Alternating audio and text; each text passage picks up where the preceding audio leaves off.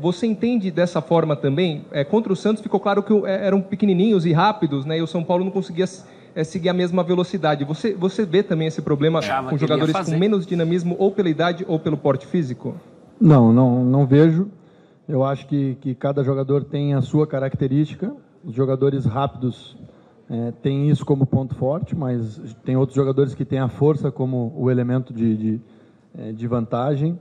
Tem outros jogadores que têm a técnica, a agilidade, o biotipo, o tamanho. Enfim, cada um luta com as suas armas, né? Jardine, eu queria saber se você tem alguma informação do Jusilei e do Lisieiro, e até do Bruno Pérez, que algumas vezes levou a mão ao posterior da coxa, em relação a, não só domingo, principalmente a Córdoba, e o quanto essas lesões de hoje te fazem repensar o planejamento para o jogo de domingo contra o São Bento, onde novamente você terá jogadores expostos a esse tipo de lesão, prejudicando a tua preparação e teu time ideal para o jogo da Libertadores. O Lisieiro e o Jusilei saíram por lesões de trauma, né, de pancada, não foi nada muscular. Inclusive faltas que não foram reprimidas com o cartão amarelo. Eu achei que nos dois casos caberia. O Bruno Pérez saiu bastante cansado, acho que também não preocupa, mas a gente enxerga que a sequência de 4 jogos consecutivos, para quem jogou os 4, e o Bruno é um deles, obviamente que pesou bastante nesse final de jogo. A gente jogou boa parte dele com 1 a menos também, isso acabou sobrecarregando todos que estavam em campo. Mas a gente vai avaliar amanhã, Edu, e ver como é que está todo mundo. E, enfim, a gente tem feito isso em todos os jogos, tem tido esse cuidado, tem rodado alguns jogadores para justamente colocar todos ou muitos jogadores em condição de jogar, justamente porque a gente sabe que o calendário é tão cheio, a gente nunca sabe quando alguém vai machucar, quando alguém pode lesionar, então a gente tem que estar mantendo 15, 16 jogadores aptos aí para jogar. Amanhã a gente vai poder analisar isso com mais profundidade. Jardine, boa noite. Aqui à sua direita. Lógico que o gol no primeiro minuto, no começo da partida, acaba comprometendo todo o planejamento que você queria fazer para a partida em si. Mas a gente percebeu no primeiro tempo o São Paulo com Arboleda, Bruno Pérez, Zelinho de um lado, do outro lado com muitos jogadores também pelas pontas, e percebemos muitos cruzamentos durante o jogo inteiro.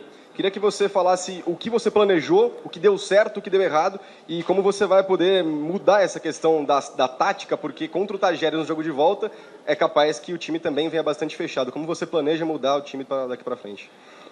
A gente está desenvolvendo, sobretudo, uma consciência para atacar, tentando tornar a equipe cada vez mais consciente do que faz em campo. O número elevado de cruzamentos tem a ver também com a característica de ter hoje 2 atacantes de área, e isso nos favorecia para os cruzamentos, mas entendo também que muitos dos cruzamentos foram errados, né? Não eram cruzamentos... Não eram iniciativas que valiam a pena, outras sim, mas isso faz parte do processo que a gente está evoluindo, aprendendo a ter o melhor entrosamento, a entender o jogo, a entender quando vale a pena cruzar, quando não vale a pena cruzar. E isso a gente está num processo evoluindo, eu enxergo assim, e tenho certeza que vai ser cada vez melhor. Jardine, foram só 4 jogos de campeonato paulista, mas 2 derrotas seguidas. Você sente que a partida da pré-Libertadores ganha um peso maior, uma pressão maior depois desses resultados? Não, a Libertadores tem um peso gigantesco em todo o interesse do clube. Obviamente que são as 2 partidas mais importantes que a gente vai jogar até então. Isso não muda. O que muda é que a gente gostaria de ter mais pontos no Paulista, nesse momento, isso sim. A gente, em nenhum momento, está descuidando do Campeonato Paulista. Só que o futebol é feito dessas coisas. As partidas do outro lado também tem um rival, tem um adversário que estudou, que planejou, né? Hoje foi feliz, com bem menos situações de gol, acabaram tendo uma efetividade maior. E... Enfim, respondendo a tua pergunta, o jogo da Libertadores não tem como ser ainda mais importante do que já é para nós. Jardine, com relação ao desempenho do Hernanes, o que dá para falar desse jogador? Fisicamente, você acredita que ele vai estar preparado para esse jogo da Libertadores? Então, a gente tem seguido o planejamento que fizemos para ele. Era importantíssimo ele jogar alguns minutos hoje. A gente sabia que ele ainda não está com o ritmo adequado. O ideal seria ele entrar num jogo em que a gente estivesse ganhando, porque a gente sabe como é mais difícil entrar num jogo perdendo, tem que, enfim, ter iniciativas com muito mais ansiedade, mas, enfim, a gente também não deixou de cumprir esse planejamento, de colocar ele, de fazer ele ir se sentindo cada vez mais à vontade para jogar, pensando aí sim, né, na quarta-feira que vem, da gente ter a esperança dele já estar próximo ao seu melhor momento, ao que ele julga ideal de rendimento. Jardine, boa noite. Você acabou perdendo o treino que estava previsto para ontem por causa da chuva, dos raios também, acabou fazendo uma preparação no dia do jogo. Isso te atrapalhou, contribuiu foi um dos elementos para essa derrota ou não? Porque a gente sabe que tem alguns times, poucos times na verdade, mas que optam por fazer uma preparação leve no dia do jogo. Como é que foi essas últimas 24 horas no clube?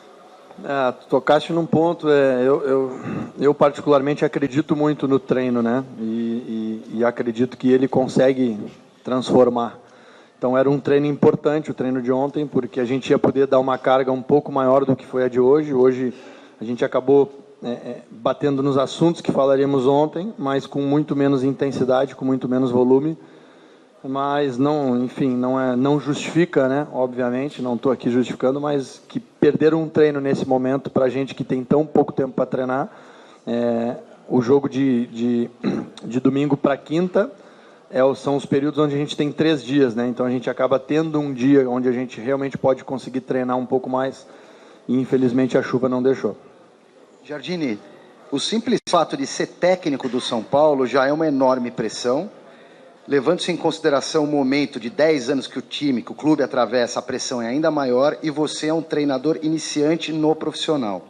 Os resultados não vindo, se de repente o São Paulo dá uma vacilada na pré-Libertadores, até que ponto você consegue manter o seu equilíbrio emocional para fazer o trabalho continuar e tentar evitar o que a gente sabe que acontece no futebol? Eu acho que o estar preparado, quando a gente se julga preparado para a função, e eu me julgo preparado para ser treinador de São Paulo hoje, inclui suportar momentos difíceis, suportar derrotas, também não se empolgar nas vitórias. A gente teve 2 boas vitórias no início do campeonato e em nenhum momento vocês me viram empolgado.